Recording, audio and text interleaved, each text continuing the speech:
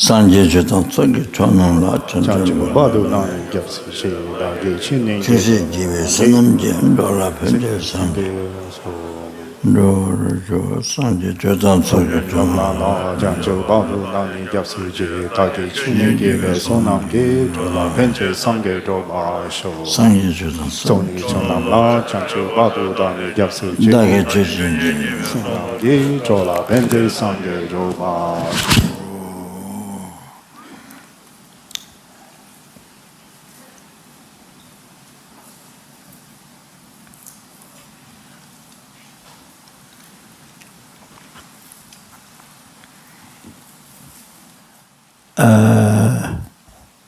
I think the South Asia, huh? Huh? Southeast Asia. So you've been discuss or talking on the preparation of the Lambda Path during Latin. Is it right? Sri Puce lalu melanjutkan bahwa tidak dapat dibacakan cantingnya, namun hanya dibacakan dalam bahasa Inggris tanpa canting. Sedangkan yang lain-lain,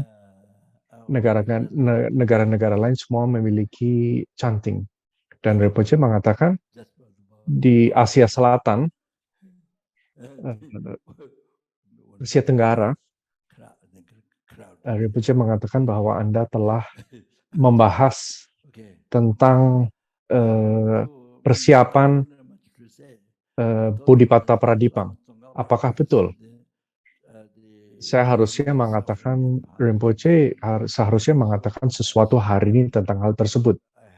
Saya membuka mulut saya dan mari kita melihat apa yang keluar, ucapan yang keluar dari mulut saya. Saya berharap ini tidak keluar melalui hidung saya, hanya dari mulut, tidak bersamaan. Karena itu tidak akan begitu jelas. Saya tidak ada banyak hal yang perlu saya katakan. Saya berpikir bahwa ajaran dari Lama Tsongkhapa, nasihat dari Lama Tsongkhapa dengan menggunakan duka pada jalan menuju pengugahan, di situ ada suatu nasihat singkat. Dan saya mendapatkannya di Kopan dari suatu buku yang tua. Dan di situ ada buku yang baru, tetapi adanya di buku yang tua. Karena saya datang ke sini hanya untuk operasi. Jadi saya menetap di sini. Biasanya saya membawa banyak teks-teks. Saya mungkin satu-satunya di dunia yang membawa seluruh perpustakaan saya ketika saya bepergian. Suatu ketika, His Holiness Dalai Lama menyebutkan dalam ajarannya di Bodh Gaya, di Dharamsala, di Bodh Gaya, seseorang biasanya tidak belajar ketika mereka berpergian, tidak membawa banyak buku. His Holiness menyebutkan suatu saat seperti itu. Nah, itu adalah Rinpoche adalah seperti itu. Rinpoche selalu membawa buku-buku. Pada bandara di Nepal, di awalnya, saya membawa suatu teks yang panjang, khususnya teks dalam bahasa Tibet. Banyak risalah dalam bahasa Tibet. Dan di awalnya saya berpikir bahwa tidak ada yang membawa teks di dalam tas. Jadi saya berpikir bahwa saya membawa banyak teks dari Nepal. Di luar Nepal mungkin untuk dijual. Dan mereka ketika di bandara mereka mengecek, orang yang dicukai mengatakan bahwa Rinpoche tidak dapat membawanya. Karena di situ biasanya orang-orang itu tidak membawa teks-teks yang banyak. Di waktu-waktu awal itu memang seperti itu. Kalau sekarang sudah sangat berubah. Tapi di zaman dahulu selalu seluruh luggage, seluruh kopernya diperiksa semua. Di Australia ketika saya pertama kali pergi ke Australia, pertama sekali atau kedua kalinya, mereka ada seseorang yang di bea cukainya bertanya kepada saya suatu pertanyaan yang sangat serius. Apakah Anda membawa seluruh barang-barang ini di dalam koper Anda? Anda sendiri? Apakah Anda sendiri yang membawa itu? Mereka bertanya kepada saya. Pada waktu itu Peter Ketch yang merupakan direktur dari Maitreya Project, pada saat itu ia yang mengepak seluruhnya. Saya biasanya bukan yang mengepak. Saya tidak tahu apa yang saya menjawab. Mereka sangat presisi, bertanya sangat seksama. Biasanya mereka tidak bertanya kepada orang-orang biasa, tetapi mereka menemukan mandala pada waktu itu. Rinpoche membawa mandala dan ada banyak beras, butir-butir beras. Dan di Australia Anda tidak dapat membawa makanan ke dalam negara tersebut dari negara luar. Jadi si petugas bea cukainya membukanya, dan ketika itu Rinpoche berada di meja, dan Rinpoche mengatakan, saya tidak masalah jika saya harus masuk ke penjara selama saya bisa praktik Dharma.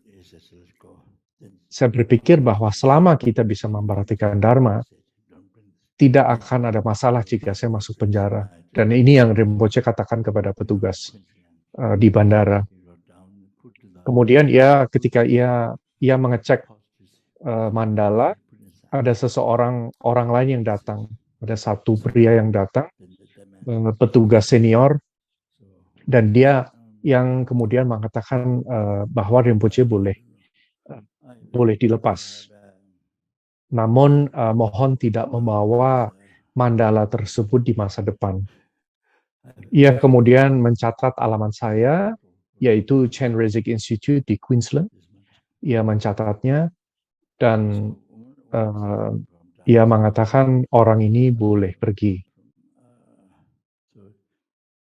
Jadi it's okay, kata Rinpoche. Rinpoche membawa sebuah botol hitam, dan ketika Rinpoche sedang keluar dari Dharamsala, guru utama dari Rinpoche, yakni Kyabje Trijang Rinpoche, gurunya dari Lama Yeshe, Kyabje Trijang Rinpoche, meminta untuk ke WC, sehingga Rinpoche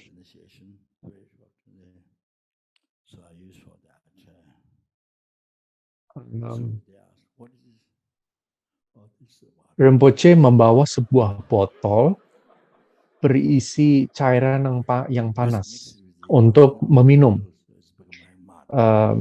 Dan Rinpoche membawa botol kecil ini yang dicampur dengan persembahan dalam, yaitu inner offering. Pada waktu itu Rinpoche mengatakan beliau merasa semalas seperti beliau merasa sekarang. Jadi Rinpoche melakukan suatu inisiasi diri, self-initiation yang sangat singkat. Jadi Rinpoche menggunakan cairan tersebut untuk inisiasi self-initiation ini. Dan mereka bertanya, air ini untuk apa air ini? Dan Rinpoche jawab, air ini dicampur dengan inner offering, dengan persembahan dalam, jadi sehingga cairannya menjadi seperti lumpur cair. Lumpur yang dicampur dengan pil-pil persembahan dalam. yang namanya nangcho. Cairan tersebut menjadi hitam, berwarna hitam. Dan Rinpoche mengatakan ini air. Dan orang di bandara tersebut tidak mempermasalahkannya. Ia tidak menanya pertanyaan-pertanyaan lain lagi. Itu saja. Nah, ini hanya sebuah kisah. Nah, motivasinya, seharusnya kita berpikir bahwa kita akan mendengarkan ajaran Lamrim ini yang akan Rinpoche ajarkan untuk semata-mata untuk mencapai penggugahan sempurna, untuk mencapai keadaan damai yang blissful, pembebasan dari samsara. Namun itu pun sebenarnya tidak cukup, karena kita melakukannya tidak semata-mata untuk diri kita sendiri, bukan untuk kebahagiaan kita sendiri, bahkan bukan itu. Tetapi tujuan dari kehidupan kita adalah untuk membawa manfaat kepada makhluk lain. Jika kita menjalankan kehidupan untuk membawa manfaat kepada makhluk lain, setidaknya kita harus berhenti mencederai makhluk lain. Berhenti mencederai makhluk lain dan membawa manfaat kepada makhluk-makhluk lain. Ini kedua pernyataan tersebut mengandung seluruh ajaran Buddha Dharma. Berhentilah untuk mencederai makhluk lain yang mencakup seluruh ajaran, 84.000 ajaran dari Buddha yang bisa dibagi menjadi 3, yaitu wahana pribadi, wahana besar, dan juga wahana tantra. Dan seluruh ajaran ini disarikan dalam Bodhipata Pradipam atau obor dalam perjalanan menuju penggugahan, atau disebut juga dengan Lamrim. Lamrim yaitu suatu perjalanan bertahap menuju penggugahan. Dan ini Kiwung Sunggilan Rimba yaitu dibagi menjadi 3 jalan untuk makhluk-makhluk yang sudah siap, jalan spiritual dari 3 makhluk yang mampu secara spiritual. Ada terjemahan-terjemahan lain dari Dharamsala, yaitu misalnya 3 capable beings, 3 makhluk yang memiliki kemampuan. Kiebu dalam bahasa Tibet itu artinya adalah mampu, memiliki kemampuan.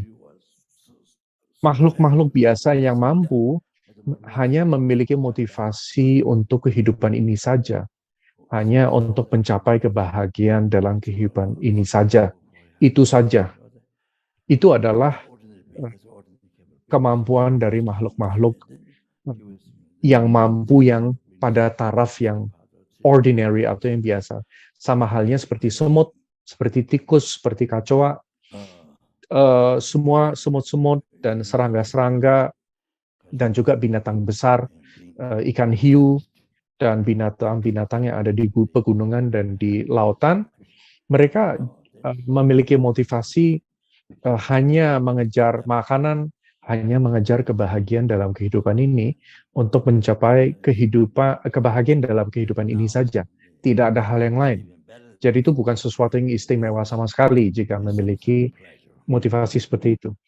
Bahkan jika kita memiliki badan manusia ini, kita memiliki miliaran, triliunan, bahkan jika kita memiliki miliaran atau triliunan dolar, atau kita memiliki gelar dalam sains, atau kita begitu terkenal, tapi motivasinya hanya sebatas itu. Tidak ada bedanya dengan binatang. Sama persis. Hanya bekerja demi kebahagiaan kita sendiri dalam kehidupan ini. Ini adalah makhluk yang biasa. Ini adalah kemampuan yang sangat biasa. Nah, Kiebusum dalam bahasa Tibet itu adalah terdiri dari 3 jalan bertahap dari makhluk yang mampu. Jadi kita ini renouncing, meninggalkan, mengetaskan diri atau meninggalkan keterikatan kepada mencengkram pada kebahagiaan ini saja. Dan kita mencari kebahagiaan kehidupan masa depan, kehidupan dewa, kehidupan manusia, kebahagiaan manusia dan kebahagiaan di masa depan. Ya. Nah, lalu motivasi yang kedua, kita meninggalkan yang lebih bagus daripada yang sebelumnya, kita meninggalkan keterikatan pada kesenangan-kesenangan samsara yang bersifatnya sangat sementara. Mengapa dikatakan ini sangat sementara? Karena ini sifatnya adalah duka. Jika tidak bersifat duka, maka itu sifatnya itu selalu sementara. Jika tidak bersifat duka, kesenangannya itu akan bertahan untuk selamanya, seperti nirwana, seperti pembebasan dari samsara yang sifatnya terus-menerus. Mengapa disebut sementara? Karena itu adalah sifat dari duka, dan duka dari perubahan, duka dukata dan viparinama duka. Bebas dari kesenangan-kesenangan samsara, bahkan itu lautan penderitaan, kita itu bisa mencari kebahagiaan yang tertinggi, yaitu kebahagiaan dari kedamaian untuk diri kita sendiri. Lalu yang berikutnya adalah kita meninggalkan, setelah kita meninggalkan itu, kita yang dikatakan adalah makhluk dengan kemampuan. Yang ketiga, itu sepenuhnya kita itu meninggalkan sifat yang mementingkan diri sendiri, pemikiran-pemikiran yang mementingkan diri sendiri. Jadi kita sepenuhnya mencari pembebasan yang sempurna untuk diri kita sendiri, itu pun kita tinggalkan. Jadi di sini motivasi yang berikutnya adalah kita mencari kebudaan, penggugahan, kebahagiaan yang tertinggi, berhentinya semua halangan-halangan yang kasar maupun yang halus, dan mencapai semua pencapaian spiritual, semua realisasi, penyelesaian dari seluruh jalan spiritual. Ini yang istilahnya adalah sangye dalam bahasa Tibet, demi semua makhluk. Jadi di sini motivasi yang ketiga ini bukan untuk diri kita sendiri, tetapi untuk semua makhluk. Untuk setiap makhluk neraka, untuk setiap makhluk setan kelaparan, untuk setiap binatang, untuk setiap nyamuk, setiap semut, semua makhluk. Kita semua makhluk yang menggigit kita, yang menggigit kaki kita yang makhluk yang biasanya kita marah kepada makhluk tersebut, misalnya nyamuk-nyamuk yang berterbangan ketika kita mau tidur, terus lalu biasanya kita bunuh, kita marah karena mereka tidak membiarkan kita tidur dengan baik. Setiap manusia ada yang ada di berbagai universe, ya, di jagat raya, ada manusia-manusia yang tak terhingga jumlahnya.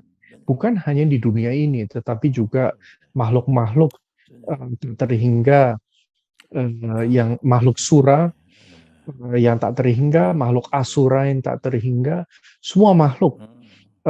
Jadi motivasi kita adalah untuk mencapai penggugahan untuk semua makhluk itu, untuk membebaskan mereka dari penderitaan samsara dan membawa mereka kepada potensi tertinggi mereka. Jadi tujuannya, motivasinya adalah seperti itu. Jadi yang untuk summarize, yang pertama adalah motivasi yang kecil, yang kedua adalah yang menengah, dan yang ketiga yang disebut the great capable being atau makhluk yang dengan kapasitas besar. Mereka sarannya adalah, nasihatnya adalah tidak menyakiti makhluk lain. lalu untuk membawa manfaat kepada makhluk lain. Lalu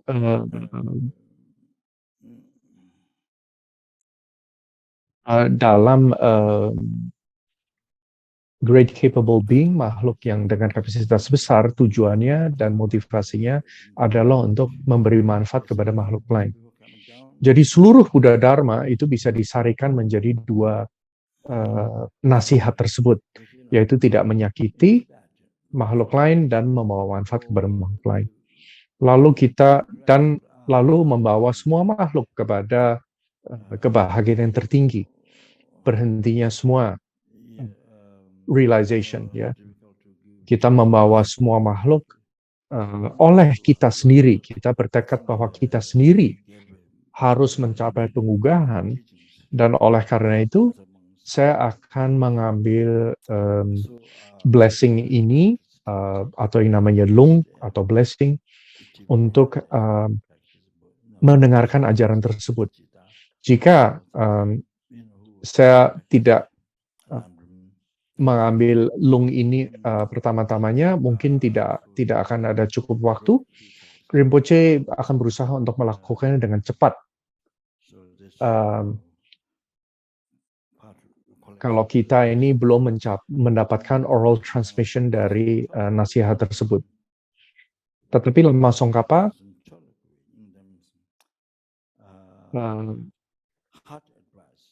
ada Geshe Lamrimba di Tibet, dari Universitas Dribung, yang mengalami suatu masa yang sangat sulit di Tibet. Dan pada saat itu sangat sukar untuk memberi ajaran secara publik, untuk umum. Dan pada waktu itu Geshe Lamrimba itu memberi ajaran yang banyak kepada para biksu dan juga para perumah tangga. Dan ia mempraktekkan, ia praktik terus-menerus untuk sehingga mencapai pencapaian spiritual realization, dan juga Geshe Lamrimba mencapai bodhicitta dan seterusnya. Ia mempraktikkan lamrim dan tantra. Ia juga menulis beberapa teks. Dalam kumpulan teks tersebut adalah yang namanya Ramseng Chok La Gui Pe Ning Dam dalam bahasa Tibet, atau yang namanya Hard Advice Persuading One's Own Mind in Dharma, atau dalam bahasa Indonesia kira-kira adalah nasihat intisari untuk mendorong pikiran kita ke dalam Buddha Dharma, ke dalam Dharma yang suci. Dan Rinpoche ingin melakukan hal ini di permulaannya. Mungkin kita akan ada cukup waktu. Kemudian Rinpoche akan berbicara selagi kita sedang bermimpi, selagi kita sedang tertidur lelap. Lalu Rinpoche akan melanjutkan selagi kita tertidur dan bermimpi. Ya. Namo Guru Byo, Namo Guru artinya adalah kita bernamaskara di kaki teratai dari para Buddha, para bodhisattva. Di hadapan kaki mereka kita bersujud. Dalam bahasa Tibet, Mogu itu artinya sangat memiliki ignorance, ya, kesalahpengertian yang sangat pekat, yang begitu keras kepala, begitu ignorant, ya, begitu keras kepala, sangat-sangat keras, seperti sebuah batu, seperti yang batu yang sangat berat di dasar lautan. Bahkan berkapal-kapal lalu lautan ini ada, batunya tetap masih berat, jadi masih keras, tidak lembut, seperti pikiran kita. yang begitu penuh kesalahpengertian. Rinpoche mengatakan Rinpoche tidak belajar grammar atau tidak belajar menulis poem, hal-hal seperti itu, ya. Rinpoche tidak belajar.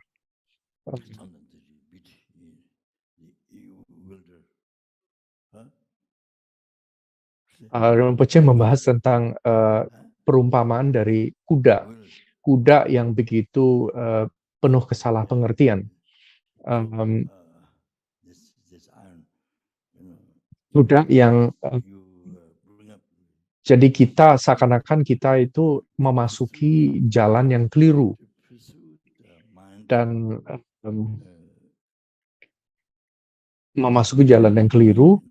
untuk meyakinkan kita untuk membawa pikiran kita ke dalam Dharma yang suci. Ini dalam bahasa Tibetnya adalah chumden. Nah, dennya ini artinya adalah mengangkat atau wielding. Wielding ini artinya atau memukul, ya, memukul. Kita mengangkat besi, sebuah besi, kita mengangkat ke atas, yaitu meyakinkan atau to persuade, ya, meyakinkan cita kita ke dalam memasukkan cita kita ke dalam Dharma suci untuk membawa pikiran kita atau cita kita ke dalam Dharma suci.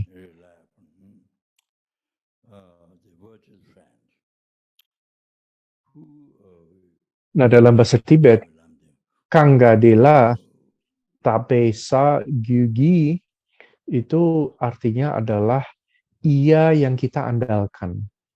Jadi kita mengandalkan Kalyana Mitra, mengandalkan guru kita. Dijelaskan virtuous friend, ya, virtuous friend yaitu mitra handal, mengandalkan mitra handal yang membawa kita, menghantarkan kita, dan guiding yang membawa kita, ya, dalam waktu yang singkat, membimbing kita, ya, membimbing kita dalam waktu yang singkat. Jadi mitra handal itu adalah ia yang menyingkap jalan spiritual, yang menunjukkan jalan spiritual, yang membimbing kita dalam waktu yang cukup singkat, membawa kita kepada alam-alam yang kondusif, alam-alam tinggi, yaitu alam dewa atau alam manusia, membawa kita pada keadaan pembebasan, membawa kita ke situ, lalu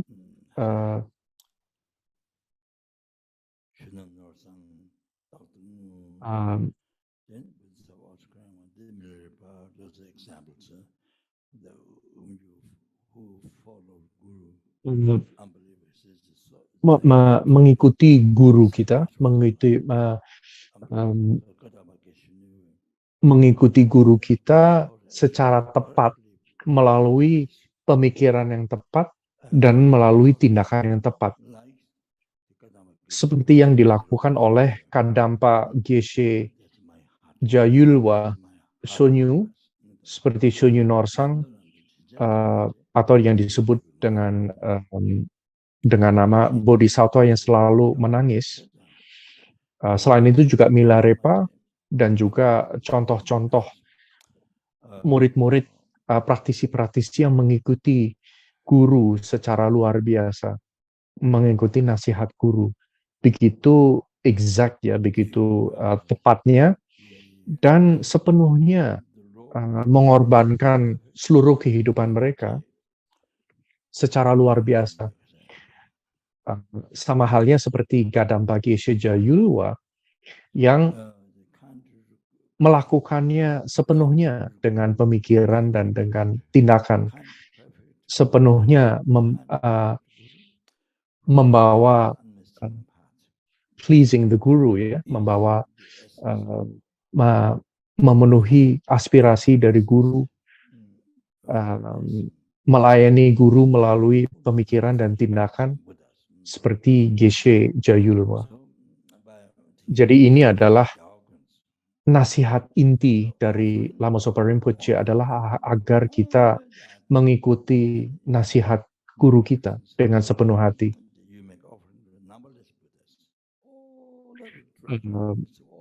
Jadi di sini Rinpoche menyebutkan bahwa guru adalah the Lord, ya, Bhagawan, guru yang sempurna, Lama J, guru utama yang sempurna, guru yang sempurna dan baik. Ia yang menunjukkan jalan spiritual tanpa kesalahan sedikit pun. Intisari atau esensi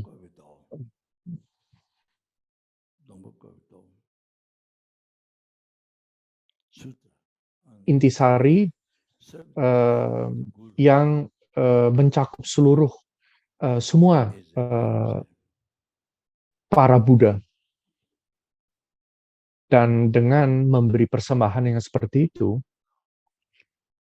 dengan kita memberi persembahan kepada guru kita, itu tidak ada bedanya jika kita melakukan persembahan kepada semua Buddha, semua Arya. Artinya semua Buddha itu tidak beda dengan guru kita. Ini adalah intisari dari nasihat Lama Zopa Rinpoche. Dikatakan dalam sutra Dongpe Gope Do, dalam sutra tersebut dikatakan bahwa melayani guru kita adalah mencapai penggugahan atau kebudaan. Melayani guru kita dikatakan dalam sutra tersebut adalah melayani guru kita adalah sama dengan mencapai kebudaan. Jadi di sini dikatakan bahwa melayani guru kita adalah sama seperti melayani para guru yang tak terhingga jumlahnya, para Buddha yang tak terhingga jumlahnya, semua Buddha. Sama sekali tidak ada bedanya. Tentunya bukan hanya itu saja, tetapi jika kita mempersembahkan bahkan hanya satu buah permen atau sepotong jeruk atau sepotong buah, kita itu dengan membuat persembahan kepada guru kita, itu sama halnya seperti kita membuat persembahan kepada semua Buddha. Dan bukan hanya itu, kita juga mencapai kusala, pengumpulan punya yang luar biasa besarnya, dengan sama halnya seperti kita membuat persembahan kepada Buddha, Dharma, Sangha yang tak terhingga jumlahnya, kepada Buddha rupa yang tak terhingga jumlahnya, kepada stupa yang tak terhingga, kepada naskah-naskah Buddha Dharma yang tak terhingga. Jadi dengan kita melayani guru kita, kita itu mengumpulkan punya yang luar biasa besarnya. Bahkan ini untuk para sangga, ya, jika kita mengenakan jubah yang guru kita mengenakan ini, atau misalnya kita membantu untuk memakai sepatu dari guru kita misalnya, itu kita membantu mengenakan sepatu di kaki dari semua Buddha. Jadi apapun pelayanan yang kita berikan, bahkan pelayanan yang kecil sekalipun, misalnya seperti tadi memberi sebuah permen, kita dikatakan itu mengumpulkan punya energi positif, energi kebajikan yang luar biasa besar. Dan apalagi, ya, lebih besar lagi, itu seakan-akan sama halnya seperti kita membuat persembahan kepada semua Buddha. Betul, begitu jauh, begitu besarnya kusala mulanya kita, begitu besarnya kumpulan energi kebajikannya. Sama halnya seperti membuat persembahan kepada semua Buddha, Dharma, dan Sangha, dan semua patung, stupa, teks-teks, sutra-sutra. Bahkan jika kita ini memberi persembahan satu tetes parfum yang kecil banget, parfum yang sedikit banget, atau misalnya air wangi, kita mempersembahkan kepada satu puri-puri, kita itu mengumpulkan energi kebajikan yang jauh lebih besar kepada semua Buddha, Dharma, dan Sangha.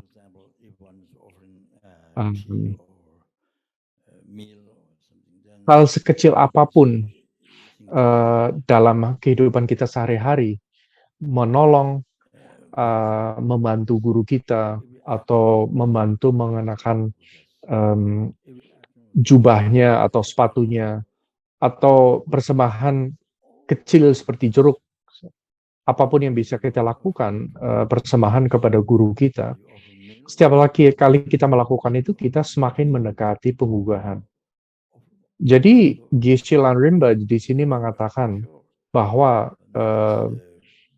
nasihat intinya beliau adalah ini: apapun yang kita lakukan, seluruh manfaatnya itu luar biasa. Jadi ini artinya kita juga, pikiran kita sangat terpusat, sangat terkonsentrasi. Jadi misalnya, jika kita itu mempersembahkan teh atau makanan kepada guru, lalu ketika kita berpikir tentang tubuh suci guru kita, setiap atom dari guru suci, dari setiap atom dari tubuh semua Buddha, setiap atom dari tubuh guru kita adalah semua Buddha. Jadi kita itu memberi persembahan kepada semua Buddha. Kalau kita misalnya melakukan persembahan susu atau teh atau makanan kepada guru kita, kita itu mempersembahkan kepada semua. Mohon diingat, kita itu melakukan persembahan kepada semua Buddha. Pastikanlah bahwa pikiran kita tidak berkelana, dan ingatlah saat kita melakukan persembahan tersebut, itu adalah persembahan kepada semua Buddha. Jadi ini luar biasa, sangat luar biasa. Sebelumnya Rinpoche menyebutkan bahwa energi kebajikan dari memberi persembahan kepada Buddha yang tak terhingga, Dharma yang tak terhingga, dan Sangha yang tak terhingga, kepada patung-patung, stupa-stupa, dan naskah-naskah yang tak terhingga, Rinpoche menyebutkan bahwa ini luar biasa besarnya, ya, sangat luar biasa besarnya. Jadi kita harus menjalankan yang namanya guru yoga, praktik guru yoga, praktik kepada guru kita. Jadi pada waktu itu, saat kita melakukan persembahan minuman atau persembahan teh, kita itu mengumpulkan punya yang luar biasa besar. Kita menghimpun. Jadi di sini nasihatnya adalah agar kita itu berfokus, berkonsentrasi pada guru kita. Seluruh praktik kita dasarnya adalah guru yoga. Jadi sehingga dengan demikian kita mengumpulkan punya yang paling besar, dan ini juga merupakan praktik purifikasi yang sangat tinggi. Ini adalah nasihat intinya. Apakah Anda sudah paham? Itu adalah yang paling penting dalam kehidupan kita, yaitu guru yoga. Secara singkat, Lama J, yaitu guru, guru yang sempurna, seluruh objek pengandalan yang namanya Kyapsum, tiga andalan, tiga objek pengandalan, itu seluruhnya itu ada pada guru suci yang sempurna, kepada satu guru yang sempurna kita. Dan jika kita itu memilih berbakti kepada guru secara tepat, jika kita berbakti kepada guru, lalu mulai dari situ, hal-hal yang baik akan terjadi. Dan kita akan mendapatkan semua hal yang positif. Mulai dari kebahagiaan sementara, kebahagiaan tertinggi, pembebasan, kebahagiaan yang ultimate, yang paling tinggi, lalu juga penggugahan sempurna. Semuanya sekarang dan di masa depan, semuanya datang dari berbakti kepada guru. Kebahagiaan kita dan kita ingin membawa kebahagiaan kepada makhluk lain. Keinginan kita untuk membawa pembebasan kepada semua makhluk dan membebaskan makhluk-makhluk dari alam-alam rendah, dari lautan samsara, dari nirwana yang rendah, mulai membawa mereka kepada nirwana yang lebih rendah maupun penggugahan yang tertinggi, semua datangnya dari berbakti kepada guru. Sehingga semua hal yang baik akan datang dari praktik berbakti kepada guru. Jika kita tidak berbakti kepada guru secara tepat, jika kita melakukan kesalahan-kesalahan kepada guru kita, lalu semua hal-hal yang tidak menyenangkan, semua hal-hal yang tidak kita inginkan akan terjadi, dan samaya kepada guru praktik kita akan menurun. Kita akan ada marah, kita akan ada pikiran-pikiran negatif tentang guru, bahkan seekor ular bisa menggigit kita. Ini bukan hal yang biasa terjadi, tetapi saat kita itu keliru, prakteknya keliru kepada berbakti secara keliru kepada guru kita bisa digigit oleh ular, dan hal-hal yang negatif yang tidak menyenangkan bisa terjadi pada kita. Semua hal-hal yang jelek bisa terjadi pada kita. Ini dikatakan oleh Buddha, yaitu kita berbaktilah, gunakanlah seluruh hidup kita untuk berbakti kepada guru. Seluruh kehidupan kita. Ini sangat penting. Seakan-akan ini sepentingnya seperti kita menjaga kehidupan kita sendiri. Berbakti kepada guru kita sama halnya seperti kita menjaga kehidupan kita sendiri. Itu adalah saran utama Rinpoche. Ini akan menghasilkan hal-hal yang baik dalam hidup ini, kelahiran yang positif, kelahiran yang sempurna, dan di mana kita dapat secara langsung mencapai semua yang kita inginkan, semua kebahagiaan yang kita inginkan dalam hidup ini dan dalam kehidupan mendatang. Dan seperti Rinpoche sebutkan sebelumnya, makhluk dengan kapasitas mendasar, tujuannya adalah untuk mencapai kebahagiaan dari alam dewa atau kebahagiaan manusia, sebagai makhluk samsara yang bahagia, sebagai dewa atau sebagai manusia. Nah, makhluk samsara yang bahagia, dewa atau manusia, kebahagiaan mereka, kebahagiaan dari keadaan seperti itu, dan juga motivasi yang menengah, yaitu motivasinya adalah mencapai pembebasan dari samsara dan kebahagiaan yang tertinggi. Sedangkan motivasi yang ketiga, yang tertinggi adalah motivasi untuk mencapai penggugahan sempurna, kebahagiaan yang tertinggi. Jadi seluruh itu dapat kita capai dengan badan kita sekarang ini. kelahiran sebagai manusia yang secara langsung kita dapat mencapai semua yang kita inginkan dalam kehidupan ini dan kehidupan mendatang. Jadi ini termasuk pengurahan yang sempurna. Nah, badan kita sebagai manusia itu sangat sukar untuk dicapai lagi. Kita sekarang dapat kelahiran sebagai manusia dan ini luar biasa sukarnya untuk didapatkan lagi.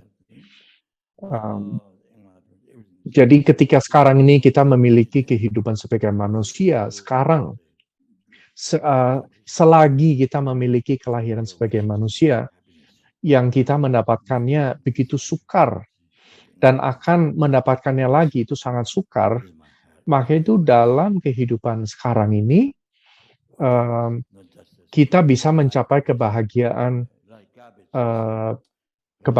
dan kebahagiaan di masa mendatang setelah kehidupan ini dan semua kehidupan mendatang, lalu pembebasan dari samsara dan juga pengugahan yang sempurna segalanya. Seluruhnya ini bisa dicapai dengan kehidupan manusia ini. Jadi gunakanlah kehidupan ini seoptimal mungkin, jangan hanya menghabiskan kehidupan kita seperti sampah, tetapi gunakanlah seperti berlian atau seperti emas. Jadi ini sekarang seakan-akan kita itu menemukan berlian atau emas dalam suatu tong sampah. Jangan sampai kita ini menyia-nyiakan kesempatan kita yang seperti emas atau seperti berlian tadi. Jangan sampai kita menyia-nyiakan kehidupan kita ini.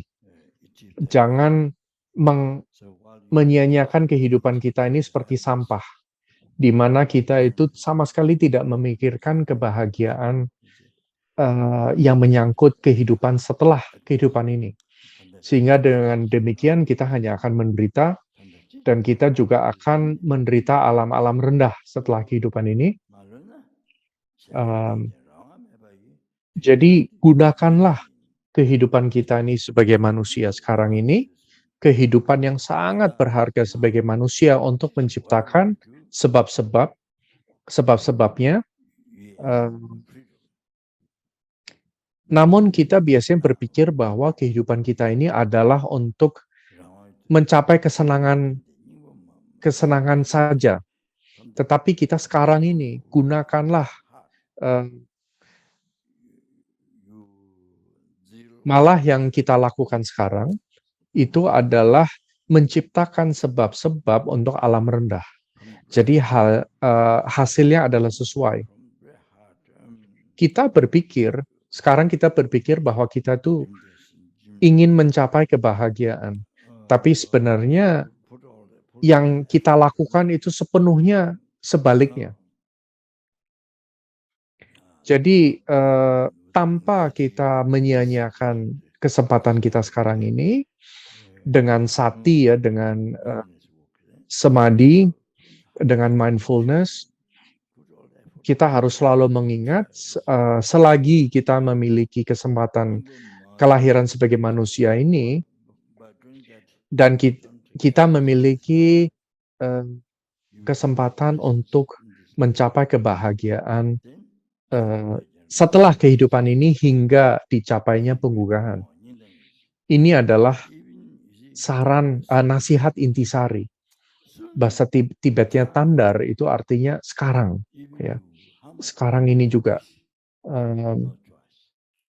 Sekarang ini kita memiliki kebebasan. Apapun yang kita lakukan sekarang, kita sebenarnya ini bebas memilih. Dari lubuk hati lubuk hati kita yang paling dalam, upayakanlah dan kerahkanlah segenap tenaga kita, segenap upaya kita, tanpa kita malas, tanpa pikiran kita berkelana, tanpa gangguan-gangguan, ya tanpa distraction. Dalam kehidupan ini, tanpa kita melakukan kegiatan-kegiatan yang tidak berarti. Tetapi dari dalam lubuk hati kita, itu artinya adalah mengerahkan seluruh upaya, berupaya benar-benar. Ya. Dengan melakukan hal itu, jika kita tidak mengambil intisari dari kehidupan kita ini, ya, jika kita tidak mengambil intisari dari kehidupan, maka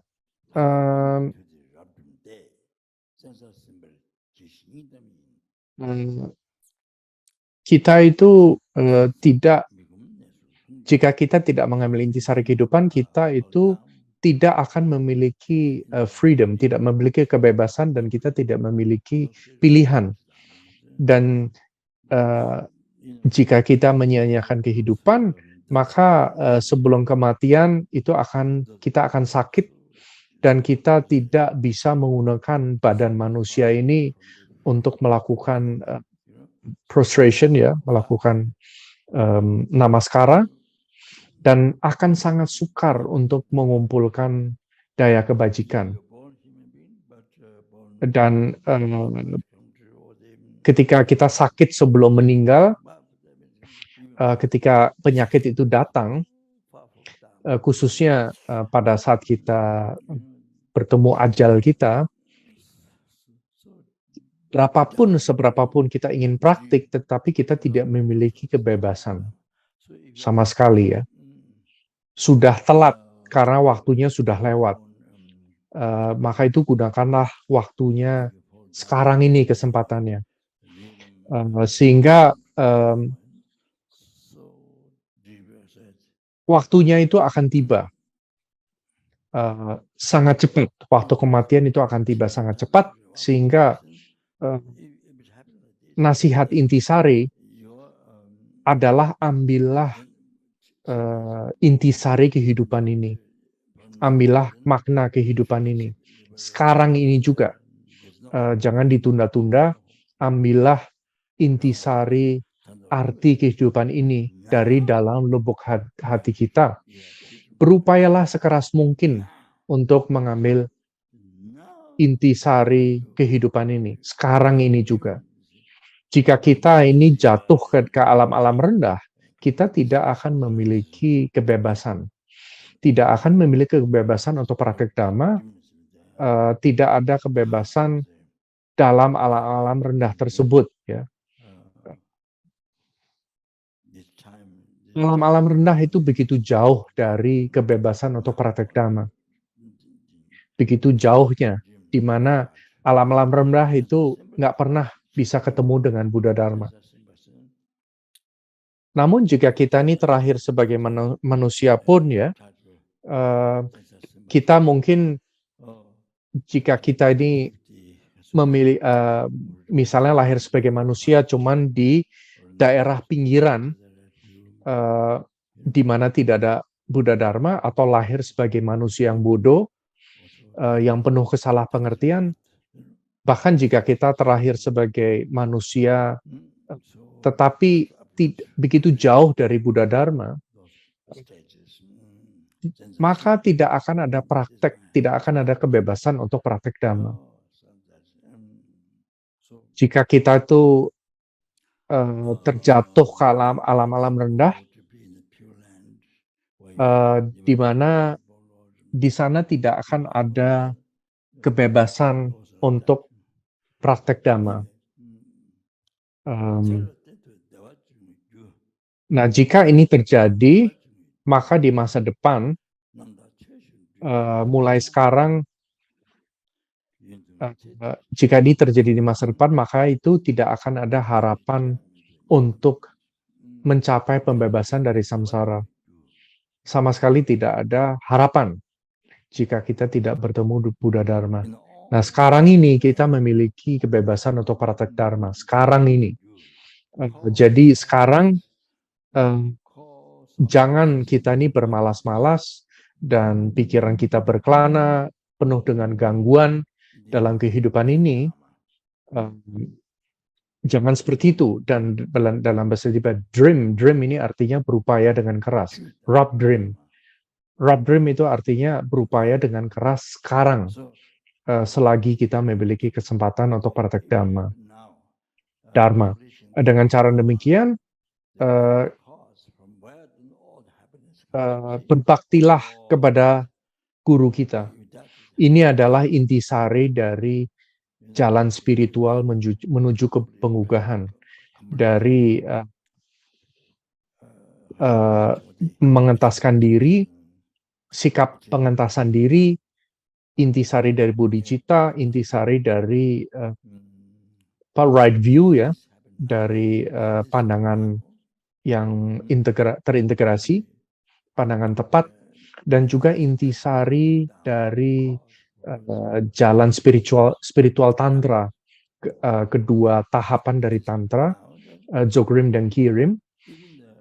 Kita itu berupaya menjalankan praktek tahapan-tahapan ini dengan guru yoga, dengan berbakti kepada guru. Jadi seperti itu. Kita bisa mencapai, dengan demikian kita bisa mencapai suatu alam yang murni, di mana kita tidak akan lagi terlahir di alam-alam rendah. Ya, tidak mungkin lagi kita terlahir di alam rendah. Sangat mungkin bisa terjadi seperti itu. Ya. Jadi dalam semua kehidupan kita, sebab dari kebahagiaan, sebab dari menjalankan dharma yang murni,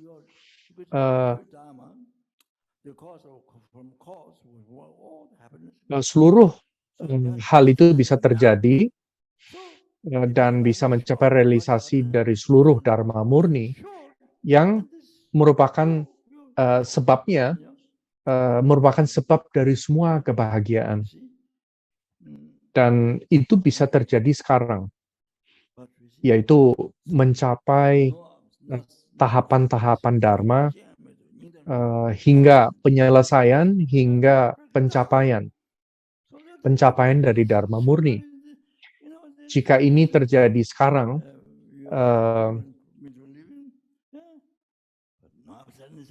mempraktikkan dharma yang murni merupakan sebab dari semua kebahagiaan yang akan datang. Nah, bahkan jika kehidupan kita ini sekarang itu sangat singkat, bahkan jika kehidupan itu sangat singkat, nggak soal, ya, seberapa miskinnya kita, nggak soal apakah kita nggak memiliki rumah, bahkan jika kita itu hanya seorang papa atau seorang pengemis, kita itu tidak ada rasa kesal sama sekali. Nggak ada hal dengan praktek dharma, itu tidak ada satu hal apapun yang bisa membuat kita merasa kesal. Ini adalah karena praktek dharma yang murni, sebab dari yang merupakan sebab dari semua kebahagiaan.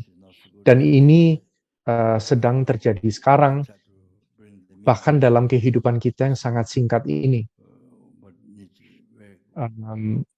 Kita, bahkan jika kita itu papa, kita itu miskin, tetapi kita sama sekali tidak akan merasa kesal karena kita itu bisa praktek dhamma.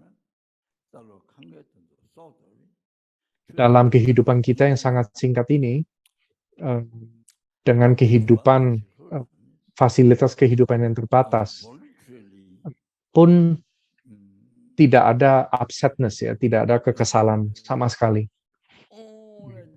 Karena pada saat kematian itu tiba, jika kita praktik sekarang, itu akan membantu pada saat kematian nanti. Lalu setelah kematian, Dan setelah kematian dan dari satu kehidupan ke kehidupan berikutnya, seluruh kebahagiaan dari satu kehidupan ke kehidupan berikutnya, kehidupan demi kehidupan itu akan membaik dan kita akan selalu menuju pengugahan. Jadi ini adalah intisari nasihat dari Rinpoche. Jika kita ini bisa praktik Dhamma terus, bahkan jika kehidupan kita itu singkat, bahkan jika kita itu miskin, kita itu pengemis, tetapi di situ sama sekali tidak ada merasa kesel, ya. Ini berarti bahwa pada saat kematian tiba, kita itu tidak perlu takut, kita tidak perlu khawatir, tidak ada satu hal pun yang perlu kita khawatirkan, yang ada hanya kebahagiaan. Dari satu kehidupan ke kehidupan berikutnya, kita akan menuju dari satu kebahagiaan ke kebahagiaan berikutnya hingga dicapainya pengugahan. Rinpoche mengatakan maaf, bahasa Inggris Rinpoche tidak begitu baik, tetapi Rinpoche itu berusaha untuk memberi maknanya sesederhana mungkin. Jika Anda memiliki Inggris yang sangat bagus, Inggrisnya mungkin efeknya akan juga sangat kuat dalam pikiran. Jadi Rinpoche mengatakan kebahagiaan dalam kehidupan ini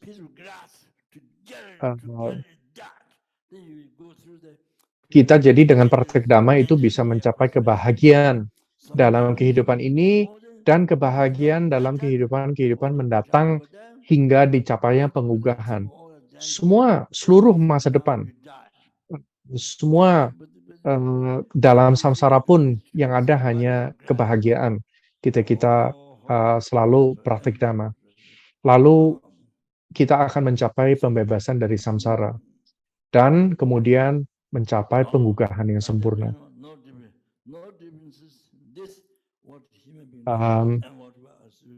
Ini seluruhnya itu sangat penting.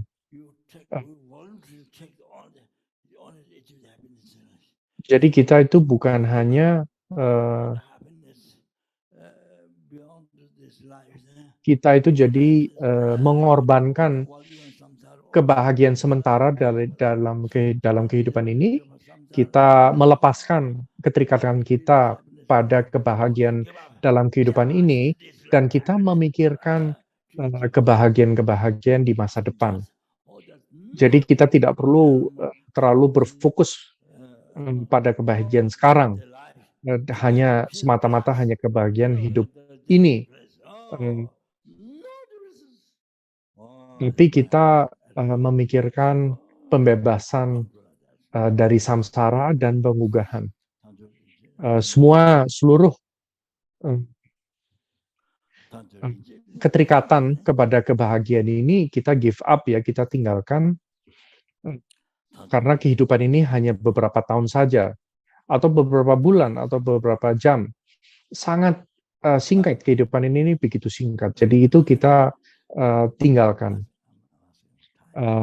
Dalam hal misalnya binatang atau sapi, misalnya jika sapi itu mendapatkan rumput yang lebih baik, tumpukan rumput yang lebih baik, atau tempat yang lebih baik, namun di ujungnya itu ada jurang di mana bisa jatuh, yang sangat berbahaya. Tetapi walaupun pun demikian, kita mendapatkan binatang itu mendapatkan rumput yang lebih baik. Kita itu melakukan itu tanpa memikirkan tentang jurang. Dan ketika kita jatuh ke dalam jurangnya, kita meninggal. Jadi demi mendapatkan rumput yang lebih enak sedikit, si binatang ini tuh tidak memikirkan tentang jurang. Jadi apa bedanya dengan manusia, apa yang manusia lakukan? Kita itu juga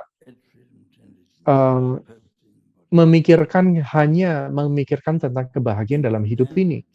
Lalu kita meninggalkan seluruh kebahagiaan tersebut. selagi kita di samsara, seluruh kebahagiaan yang ada di samsara, kita tinggalkan dan kita memikirkan tentang pembebasan. Sekarang kita fokusnya beralih ke pembebasan dari samsara, kebahagiaan yang tertinggi, penggugahan yang sempurna. Jadi seluruh keterikatan pada kehidupan ini, yang singkat, kebahagiaan hanya memikirkan kebahagiaan kehidupan ini seluruhnya kita tinggalkan. Ya, kalau kita hanya memikirkan tentang kebahagiaan kehidupan ini, sama sekali tidak beda dengan binatang, dengan sapi yang tadi. Ya, hanya demi mendapatkan rumput yang lebih baik di tempat yang sangat berbahaya, yaitu samsara. Itu sama sekali nggak ada bedanya jika kita hanya mengejar kebahagiaan kehidupan ini, tidak ada bedanya dengan binatang. Jadi janganlah melakukan hal ini ya seperti seekor binatang. Dan kita nggak tahu tentang waktu kita sekarang. Mungkin sudah tiba waktunya bagi kita untuk meninggal. Mungkin kita sudah mendekati kematian kita. Mungkin kita bisa meninggal sebelum ajaran Rinpoche ini berakhir. Kemudian kita ini sekarang telah menerima 8 kebebasan dan 10 manggala, 10 kelebihan, yaitu yang disebut sebagai kelahiran sebagai manusia yang sempurna. Dalam kita berada di suatu negara yang penuh dengan jewels, yaitu artinya kita bertemu dengan Buddha Dharma, kita ketemu dengan wish granting jewel, dengan lampu atau permata pengabul harapan. Kalau kita misalnya melihat permata pengabul harapan itu jauh lebih berharga daripada berlian atau permata apapun.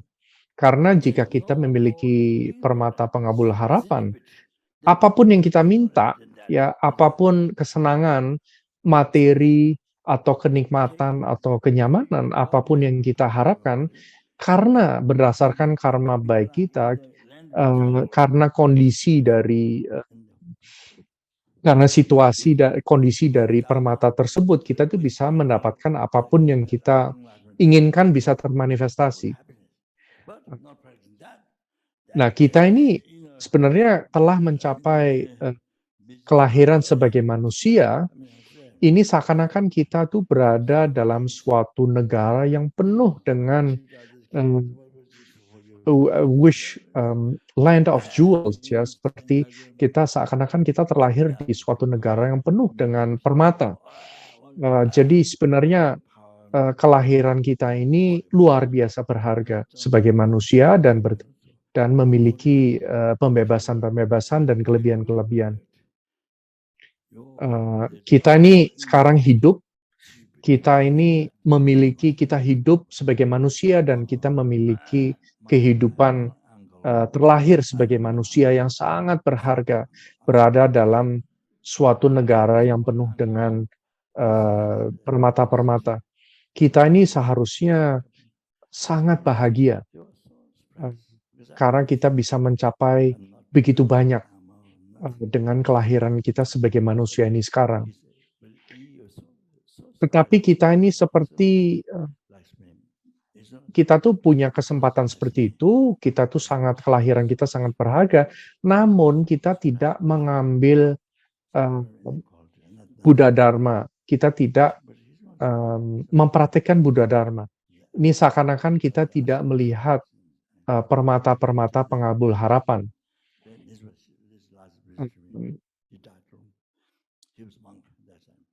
Kita itu udah lahir sebagai manusia, namun kita tidak mengambil Buddha Dharma yang suci itu. Jadi seberapapun pinternya kita, Untuk mencapai kebahagiaan dalam kehidupan kita, kita itu sekarang sering menipu orang lain, membunuh orang lain, dan apapun yang kita lakukan, kita juga mungkin menipu orang, mencuri untuk mendapatkan kebahagiaan untuk diri kita sendiri, dan juga untuk mendapatkan kekuasaan. Begitu banyak yang kita lakukan, itu sangat bodoh, sangat stupid, dan sangat dasarnya adalah kesalahpengertian. Karena kita ini salah lihat. Dan tidak ada hal yang lebih bodoh daripada menyia-nyiakan kehidupan kita yang berharga sebagai manusia ini. Ini adalah nasihat intisari dari Rinpoche.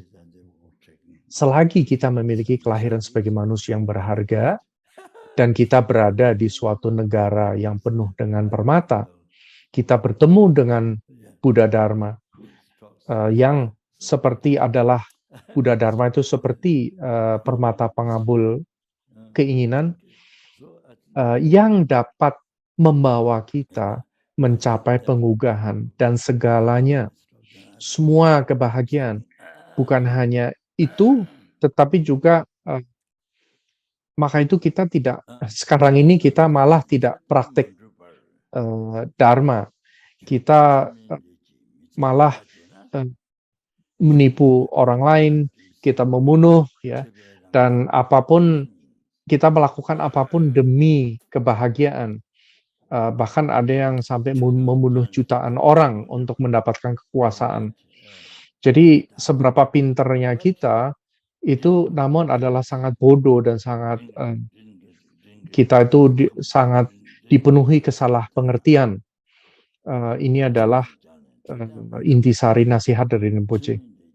Dan Rinpoche memiliki seorang om, ya. Rinpoche memiliki banyak om, sebenarnya banyak uncle. Nah, salah satu om dari Rinpoche ketika itu mengunjungi Kopan Monastery, dan ketika dia datang ke Kopan, dia sangat terkejut karena Rinpoche itu tidak memiliki apa-apa. Rinpoche itu tidak terpelajar dalam Dharma dan tidak memiliki apa-apa. Dan omnya Rinpoche ini begitu terkejut bahwa His Holiness Dalai Lama itu sangat menyukai Lama Zopa Rinpoche. Dan ia sangat terkejut. Mengapa? Karena sebetulnya Rinpoche merasa Rinpoche tidak memiliki kualitas apa-apa, dan mengapa His Holiness the Dalai Lama itu begitu menyukainya. Omnya ini yang bernama Ashung Trinley, dia bertanya kepada Rinpoche, dan dia waktu itu adalah seorang biksu juga. Dia bertanya, ia mengatakan bahwa para biksu di Kopan, mereka itu menjadi biksu, tetapi mereka tidak sepanjang hidup mereka itu menjadi biksu di Kopan untuk belajar Dharma. Tetapi setelah beberapa waktu tertentu, mereka itu pergi trekking, naik gunung. Jadi mereka itu sebenarnya pintar-pintar, tetapi kurang memiliki energi kebajikan. Kusalanya kurang. Kusala lah atau punya adalah yang membuat seorang biksu itu tetap menjadi seorang biku dan belajar Dharma sepanjang hidup. Jadi Omnya Rinpoche ini mengatakan bahwa mereka itu pintar, tetapi nggak cukup, kusala mulanya tidak cukup. Karena dengan kusala mula ini, dengan punya, itu bisa dicapai kebahagiaan dalam kehidupan ini. Namun dalam hal ini adalah clever without merit. Jadi pintar, cuman kurang adanya kusala mula. Apakah Anda paham? Setelah beberapa waktu, mereka ingin pergi trekking seperti para Sherpa, dan kehidupan utama mereka adalah trekking. Setelah menjadi biku, mereka malah trekking. Jadi ini adalah komentar yang diberikan oleh omnya dari Rinpoche. Jadi Rinpoche berpikir mungkin Rinpoche akan melakukan membahas beberapa baris, lalu Rinpoche akan melanjutkan, ya. Jadi kita ini sekarang telah bertemu dengan Buddha Dharma, tetapi praktik kita tuh masih kurang. Kita tuh sampai sekarang belum mencapai apa-apa. Kita belum benar-benar praktik Buddha Dharma yang suci. Lalu kehidupan kita hanya akan lewat begitu aja. Kita akan melewati kehidupan kita dalam aktivitas-aktivitas non-dharma. Kita menghabiskan seluruh kehidupan kita dalam aktivitas-aktivitas yang bukan praktek dharma. Dan setelah kita meninggal, kita tuh dikatakan kita akan bertemu dengan Yama atau Raja Kematian, Raja Dharma, dan ketika kita berhadapan dengan beliau di hadapan judge ya, Yama, pada saat itu semua kesalahan yang kita lakukan dalam kehidupan kita akan ditunjukkan di situ dalam cermin oleh Raja Kematian. Dan di situ Yama, Raja Yama ini, Lord of Death, akan menunjukkan semua kesalahan-kesalahan yang kita lakukan. Seluruhnya akan ditunjukkan dan tidak ada satupun kebohongan di situ ya. Semua di situ kita tidak bisa berbohong karena semuanya di situ ditunjukkan. Jadi pada waktu itu semua kesalahan kita, orang-orang yang religius, semua kesalahan yang kita lakukan akan kelihatan. Jadi ini adalah saran utama dari Rinpoche. Kita ini telah bertemu Dharma sekarang, tetapi kita tidak pernah benar-benar praktek Dharma. Jadi kita akan menyia-nyiakan dan melewati kehidupan begitu aja. Kita menghabiskan seluruh kehidupan kita dalam tindakan-tindakan non-dharma. Dan ketika meninggal, kita akan ke pengadilan di hadapan Yama, dan pada waktu itu semua kesalahan kita ditunjukkan. Dan di hadapan hakim, di hadapan judge hakim, kita tuh tidak bisa menyembunyikan diri. Kita tidak bisa bersembunyi. Semua hal yang kita kerjakan dalam kehidupan ini, semua penampakan, penampilan-penampilan dalam kehidupan ini, karena kehidupan ini tuh bagaikan hanya sebuah penampilan yang tidak memiliki esensi, tidak memiliki inti, dan kita akan merasa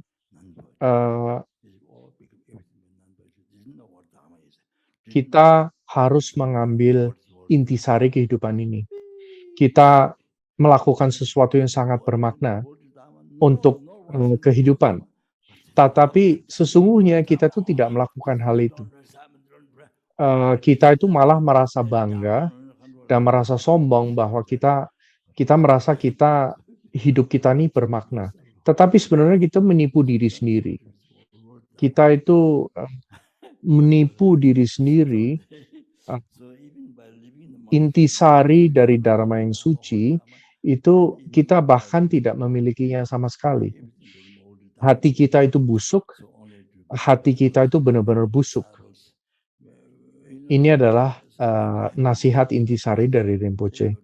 Jadi kita tuh harus praktek Dharma. Jangan hanya asal percaya aja, tetapi kita harus benar-benar mengetahui bahwa kita tuh mempraktikkan Dharma atau tidak. Apakah kita praktek Dharma atau tidak. Rinpoche itu membaca Vajracchedika atau Diamond Cutter Sutra, dan Rinpoche itu membaca mantra.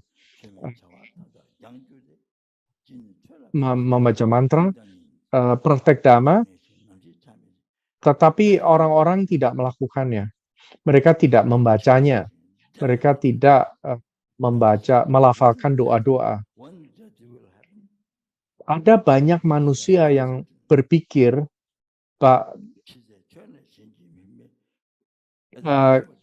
kalau mereka itu membaca buku, melafalkan, tetapi itu semuanya belum tentu itu Dharma. Bisa jadi membaca buku, melafalkan doa itu adalah bukan Dharma, semuanya itu ketidakbajikan. Mereka tidak tahu apa yang sesungguhnya artinya Dharma suci dan apa yang Dharma keduniaan atau Dharma duniawi. Jadi ini adalah Buddha Dharma yang duniawi itu adalah kesalahan yang sangat besar, di mana tidak ada satupun Dharma yang mereka praktikkan itu nggak ada sama sekali. Tetapi bahkan mereka merendahkannya. Dan kita itu menipu diri sendiri. Dan seluruh kehidupan kita itu tidak tahu bedanya antara Dharma yang sesungguhnya dan Dharma duniawi. Dan jika kita tidak tahu bedanya, jika kita itu hidup dalam vihara ya, dalam biara, semuanya itu juga bisa menjadi Dharma duniawi. Misalnya hanya supaya menjadi terkenal atau memiliki banyak murid, dan kita bisa saja melakukan kelihatannya mempraktekkan Dharma, tetapi seluruhnya itu hanya untuk kehidupan ini. Dengan demikian tidak ada satu hal pun itu yang merupakan praktek Dharma. Jadi kita harus ingat itu. Ingatlah hal ini, yaitu kita pasti akan mati. Kematian kapan tibanya kita tidak tahu, dan tidak ada hal apapun yang bisa membawa manfaat pada kita saat kita meninggal kecuali Buddha Dharma, kecuali praktek Dharma kita. Jadi tinggalkanlah semua kegiatan non-Dharma.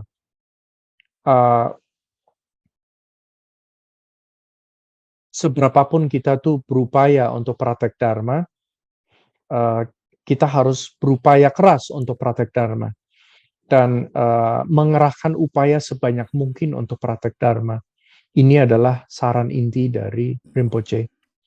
Rinpoche mengatakan Rinpoche sepertinya harus berhenti di sini karena waktunya tinggal sedikit.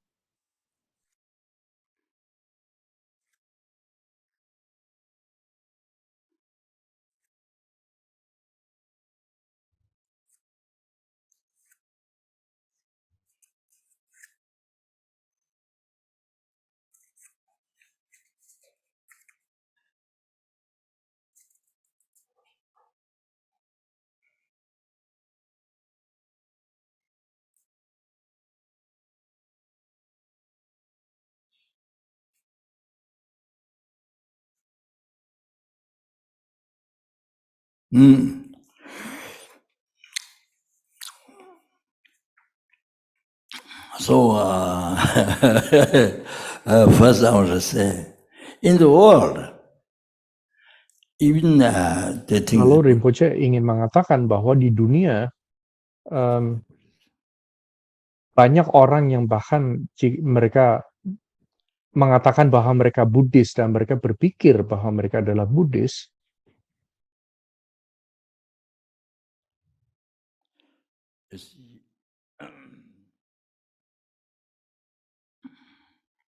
But through analysis, so you see, Namun jika dianalisa, nothing, no holy object where they meditate, just empty room, no, not even Buddha. Jika dianalisa, mereka itu bahkan tidak mengandalkan Buddha, Dharma, dan Sangha sama sekali. Dan mereka tidak mengandalkan Buddha, Dharma, dan Sangha, dan mereka tidak di mana mereka tidak ada objek-objek suci, di mana mereka bermeditasi hanya ruangan yang kosong, dan bahkan tidak ada Buddha. Dan banyak Buddhis yang seperti itu. Mereka berpikir bahwa mereka adalah Buddhis. Dan mereka saat mereka mulai praktik, mereka itu tidak mengandalkan Buddha, Dharma, Sangha. Jadi tanpa adanya pengandalan pada Buddha, Dharma, Sangha, itu akan missing, akan kekurangan. Karena mengandalkan Buddha Dharma Sangha, mengandalkan Trisarana itu adalah yang paling penting. Adalah landasannya, adalah fondasinya. Sebelum kita membangun sebuah rumah, fondasinya harus kita bangun dulu. Nah, tanpa adanya fondasi seperti itu, di manakah datangnya semua dayanya? Di manakah datangnya semua kekuatannya untuk mencapai pembebasan dari alam-alam rendah, dari samsara, dari nirwana, untuk mencapai penggugahan? Apa yang bisa kita dapat? Ada yang dapat kita bisa lakukan untuk memberi manfaat kepada makhluk hidup yang tak terbatas untuk membebaskan mereka dari alam-alam rendah, dari samsara, dan membawa mereka kepada penggugahan. Semua kemampuan-kemampuan ini itu datangnya dari mengandalkan Buddha, Dharma, Sangha. Mengandalkan Buddha, mengandalkan Dharma, dan mengandalkan Sangha. Jika tidak ada, bagaimana? Meditasi kita itu kosong, nggak ada bodhicitta, dan kita bahkan tidak mendengar ajaran. Dan jika kita itu, bahkan jika kita tuh adalah seorang biku Buddhis, tetapi kita tidak pernah mendengar apa itu bodhicitta dalam kehidupan kita, nggak soal kehidupan kita itu seperti apa, mau 100.000 tahun, kita tidak memiliki karma bajik yang cukup untuk mendengar tentang bodhicitta, yang ada hanya kekosongan. Dan di sini pengertian dari kekosongan itu bahwa tidak ada apa-apa ya. Jadi ini nihilistik. Tidak ada saya, tidak ada Buddha, tidak ada Dharma, tidak ada Sangha. Maka tidak akan ada tindakan, tidak ada objek, tidak ada satu hal pun yang eksis. Nah, ini adalah ekstrim dari nihilisme. Nah, banyak orang yang seperti itu. Mereka menganggap bahwa kekosongan atau emptiness itu artinya nggak ada apa-apa sama sekali. Banyak sekali orang memiliki kesalahpahaman seperti ini. Jadi dengan demikian, kita memahami bahwa kita memahami dunia, alam kita.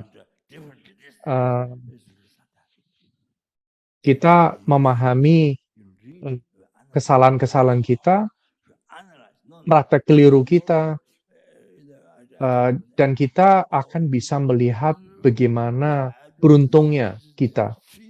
Ini adalah ajaran yang tepat dari Buddha Dharma. Kita ketemu ajaran yang otentik dari Buddha, bertemu dengan ajaran dari Lama Tsongkhapa, dan juga kemudian dari Nyingma, Kagyu, dan Sakya. Ya, kemudian setelah itu, Lama Tsongkhapa itu mendapatkan ajaran dari Manjushri secara langsung, khususnya tentang sunyata dan tentang tantra. Manjushri itu adalah pengejawantahan dari wawasan tajam para Buddha. Dan Lama Tsongkhapa itu menerima ajaran Manjushri itu melalui Lama Umapa. Dan kemudian beliau bisa menerima ajaran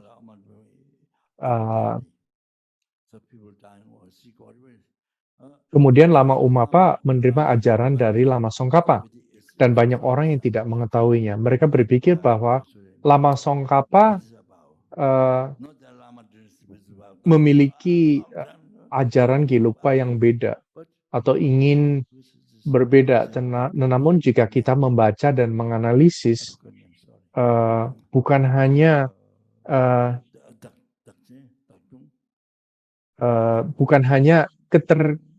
keterikatan pada Gelugpa, yaitu yang tidak baik, tetapi itu juga bisa menjadi suatu perjalanan yang didasari oleh ego kita. Jadi bukan itu.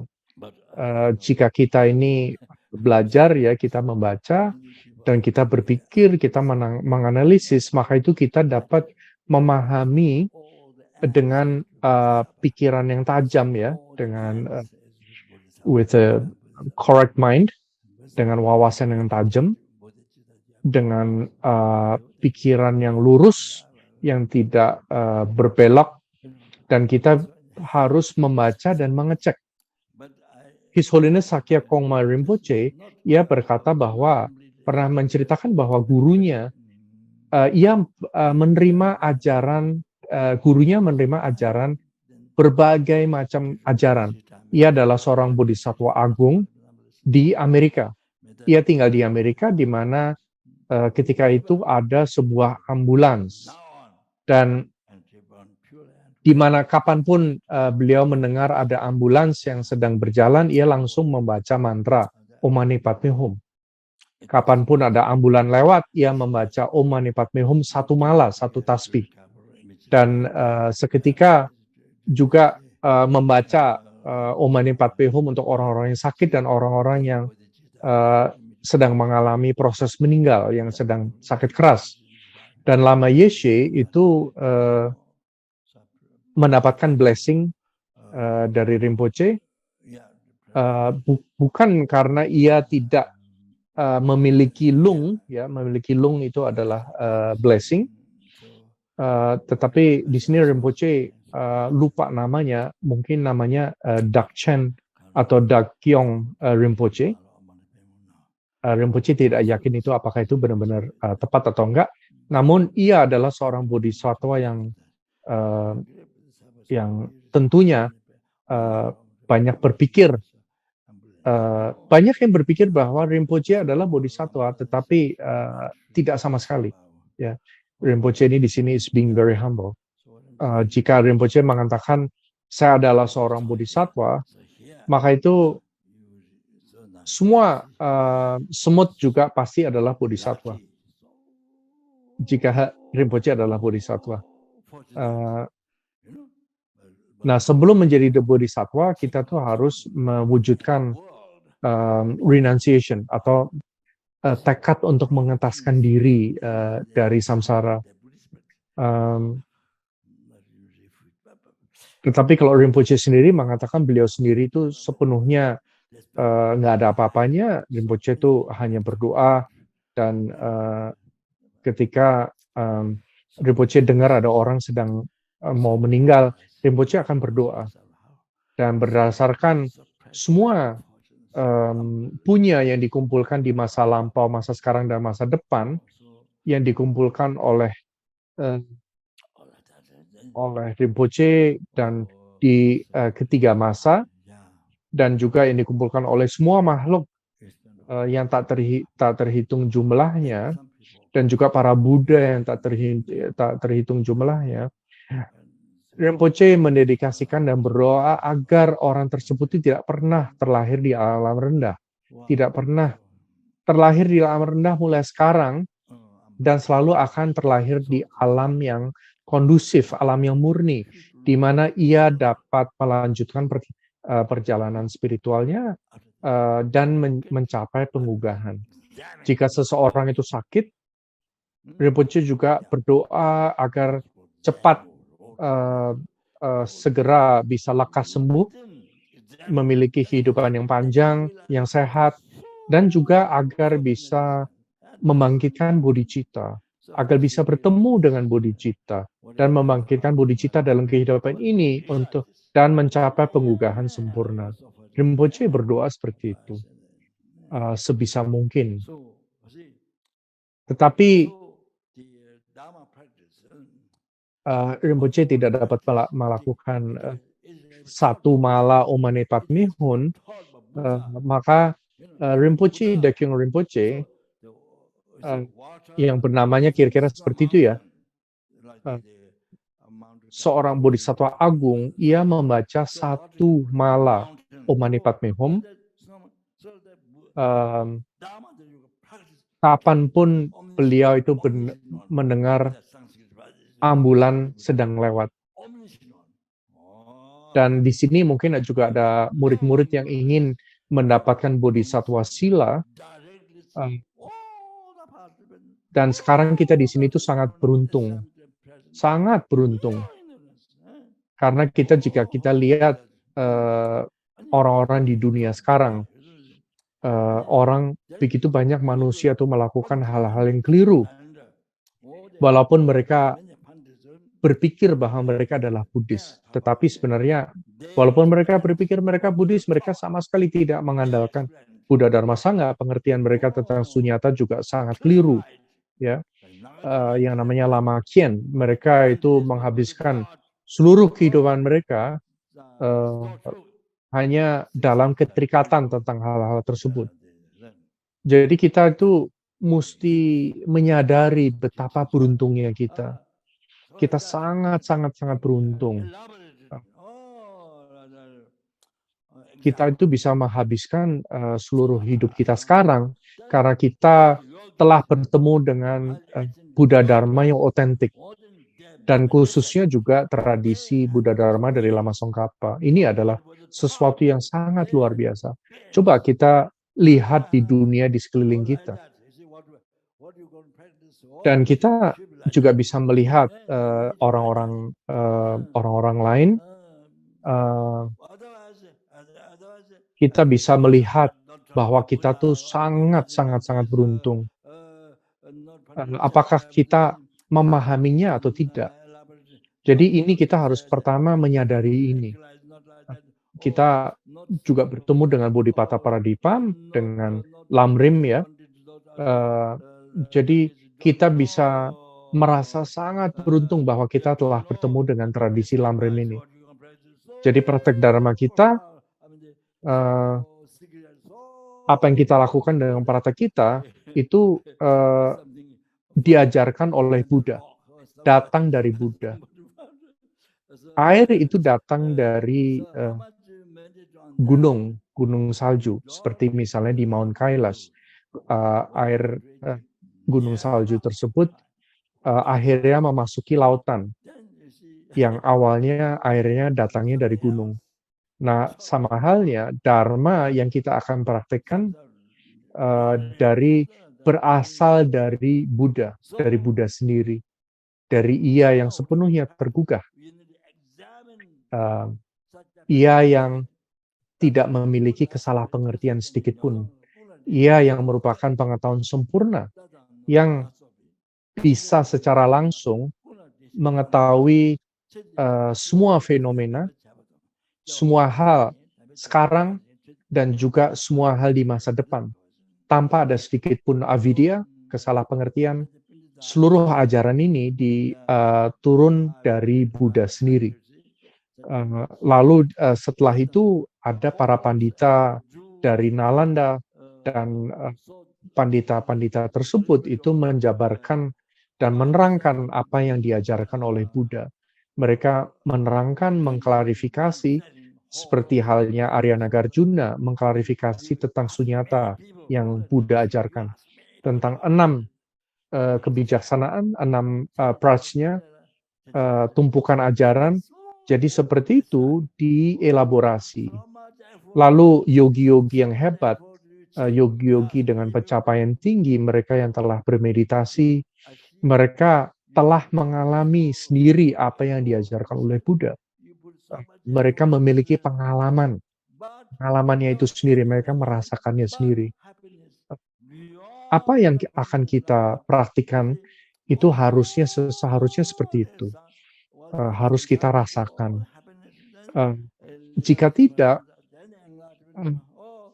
jika sesuatu itu tidak diajarkan oleh Buddha dan tidak diperiksa oleh para pandita, tidak diajarkan, diperiksa dan dielaborasi oleh para pandita, para yogi, dan belum direalisasikan, dipraktekkan oleh para yogi, tidak diajarkan oleh Buddha, dan juga tidak diketahui oleh para pandita dan para yogi, mereka tidak mengetahui nasihat ini, dan yang kita praktikan begitu mendalam, begitu rahasianya, sesuatu yang ditemukan di bawah bebatuan atau yang seseorang temukan ya. Seberapapun kita bermeditasi, pada hal-hal tersebut itu kita tidak akan mencapai kebudayaan sama sekali. Ya, jika tidak jelas asal-usulnya dan apapun yang kita ingin capai, kita tuh tidak pernah akan menemukannya. Jadi ajaran itu harus otentik. Apa yang kita capai itu mungkin sesuatu yang keliru sepenuhnya. Dan ini malah menghantarkan kita kepada samsara yang lebih dalam lagi, kepada alam-alam yang rendah. Jadi dharma, ajaran dharma yang kita akan praktikkan itu harus selalu kita periksa. Sakya Pandita mengatakan bahwa ada 5 lama agung dari tradisi Sakya. Sakya Pandita mengatakan bahwa permata dan dengan kita misalnya sama halnya dengan mengecek permata. Jadi misalnya kita ini jual beli kuda, sama halnya seperti jual beli kuda atau permata, kita tuh harus nanya banyak orang. Kita harus periksa apakah permata itu asli apa tidak. Dan bahkan semua hal dalam kehidupan kita ya, itu kita mengerahkan begitu banyak upaya. Kita selalu mengecek gitu. Kita selalu cek, kita tanya orang-orang, kita untuk hal yang sepele pun dalam hidup kita. Tetapi urusan kebahagiaan untuk kehidupan ini aja. Jadi seluruh hal yang kita lakukan dalam samsara, semua kebahagiaan dalam samsara ini, itu yang kita lakukan. Tetapi sekarang menyangkut kebahagiaan, pembebasan dari samsara dan pengugahan, kebahagiaan setelah kehidupan setelah kehidupan ini, itu seluruhnya tergantung pada Buddha Dharma. Nah itu datangnya dari mana? Semua kebahagiaan itu dan pembebasan dan pengugahan itu memiliki sebab. Sebabnya adalah Dharma suci. Jadi ini tergantung pada Dharma yang suci, Dharma suci. Dan kita harus memeriksa Dharma. Misalnya seekor anjing yang menemukan makanan di jalanan, si anjing itu biasanya lari dan langsung makan tanpa memeriksa apakah makanan di jalanan itu baik atau tidak. Ya.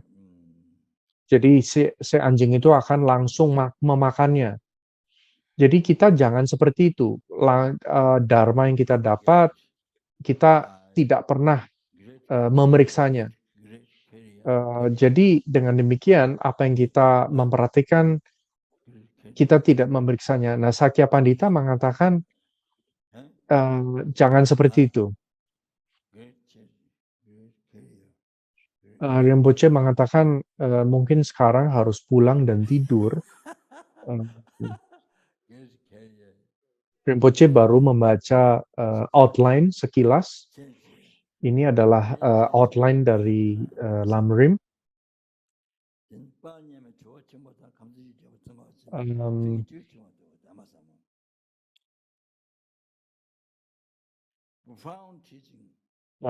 Jadi ini adalah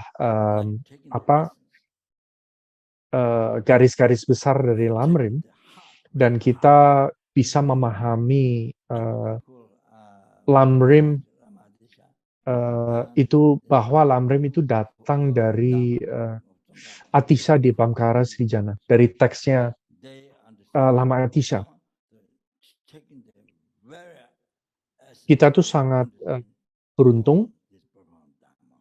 Kita tuh adalah makhluk yang beruntung dan yang memiliki kemampuan untuk mencapai kebudayaan.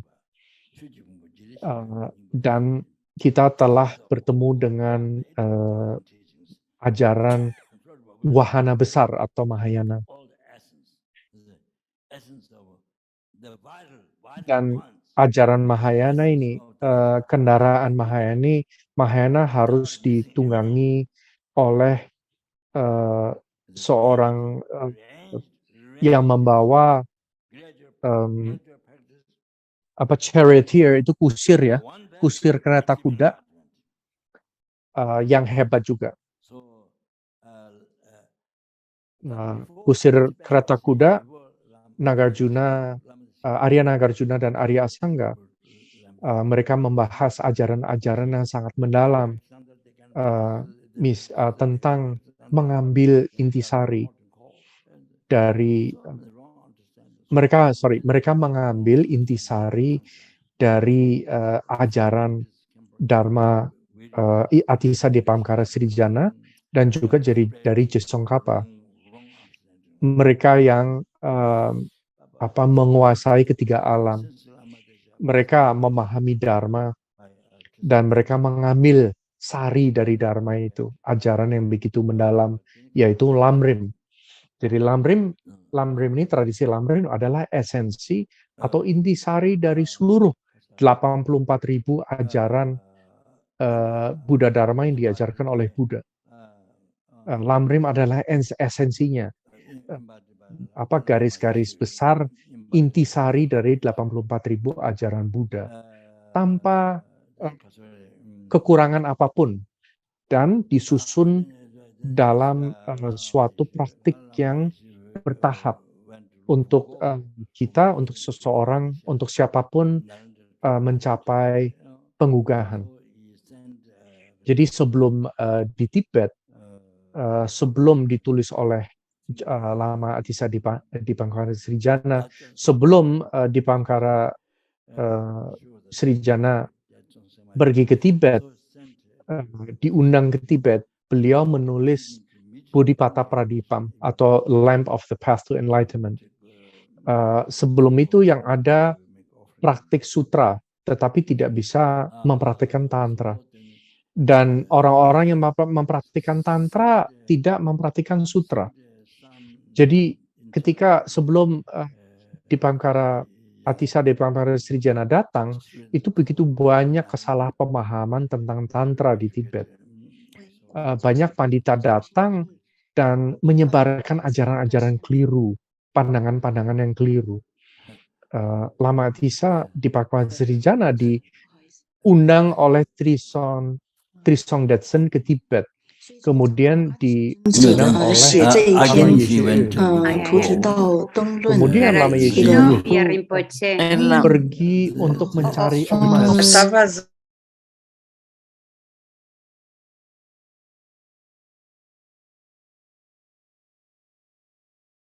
A ver, ¿oís? ¿Oís? ¿Me oís en español? No oímos a Rinpoche. Qué pena. I hear in... ¿Me oís, Nicolás? I think Ahora sí. I think